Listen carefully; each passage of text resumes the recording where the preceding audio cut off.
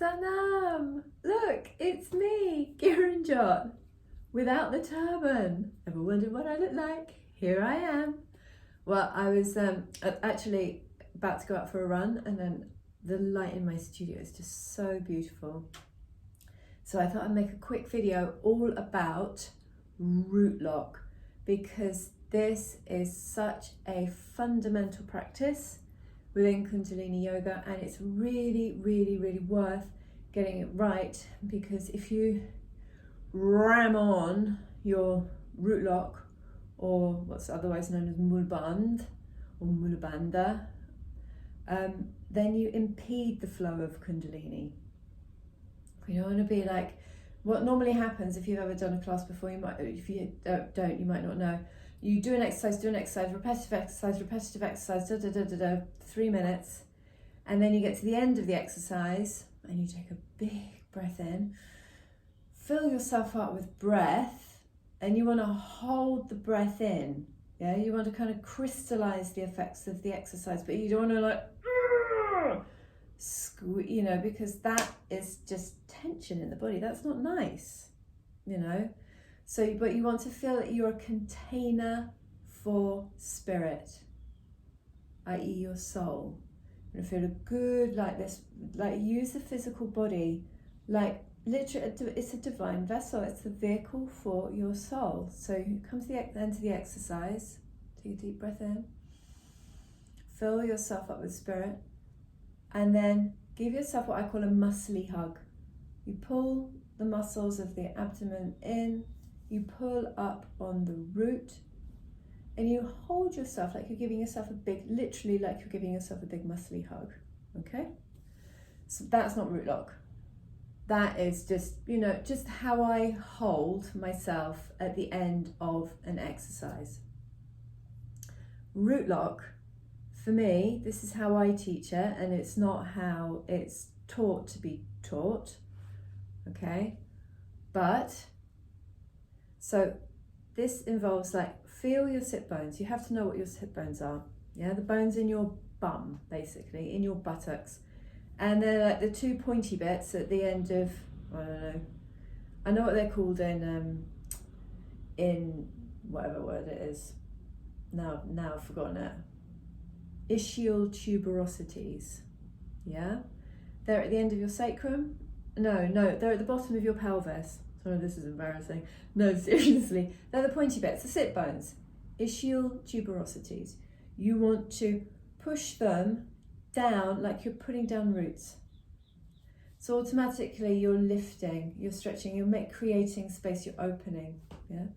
Then you've got to push down to get your energy to rise up. That is just the natural order of things. And then what you want to do is, you can do this at the top of an inhalation, yeah, so big breath in, pull your root, or you can do it at the bottom of an exhalation, big breath out, empty, and then pull and squeeze. So literally, you will feel like your bones moving. I want you to feel that your bones are moving, and you start to imagine that you're drawing your sit bones together. First and foremost, try and draw your sit bones together. You activate such the deep, deep muscles of the perineum.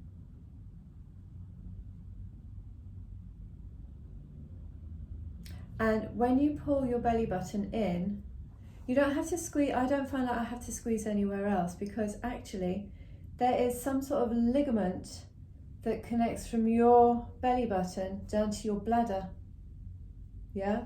So when you activate your navel, so step 1, draw your sit bones together.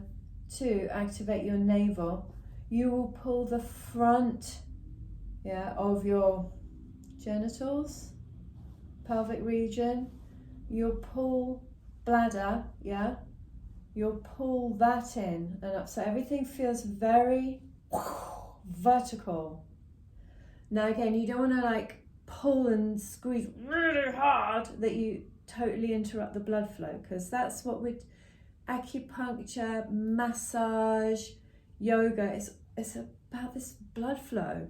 You send blood flow here, or you drain it out of here. You do da da da da da. You pull it out here, or you know it's it's a direction. You're directing the flow, particularly of blood, what the Chinese would call qi, around your body. Very clever. Anyway, so that is how I do root. 2 parts to root lock. Try and pull your sit bones together, yeah, and then pull in and up on your tummy. I always say back towards the spine and in and up towards your heart. So this is lifted, naturally very, very lifted. You want to align your neck and spine. So you push back into the occiput. So the back of the neck is long, yeah. Let your shoulders hang. Almost like you've got a kind of orange under your chin, yeah? You need the back of the neck long. And so you pulling root lock, so to get this vertical, to draw your energy into the central channel of the body. We all have like a central channel, the Shiva element, still vertical, so it's grounded down into the earth, and then it goes up through the crown. Yeah. And that's got to be, we have to know that space within ourselves so that we can experience the flow of Shakti, Shiva and Shakti, the stillness and the flow. Yes, so do your exercise, get everything moving, blah, blah, blah, blah, blah. Release, blah, blah, blah, blah. So cathartic, yeah. And then you may take a deep breath in at the end. You hold, muscly hug, and you lift your root lock. And you might hold it for 3, 4, 5 seconds. Not too tight, doesn't have to be too tight. And then exhale, and everything relax and release. Root lock. Ladies, root lock is your friend. It is your big, big friend. Make friends with your root lock. Okay, that's all for now. Sat Nam.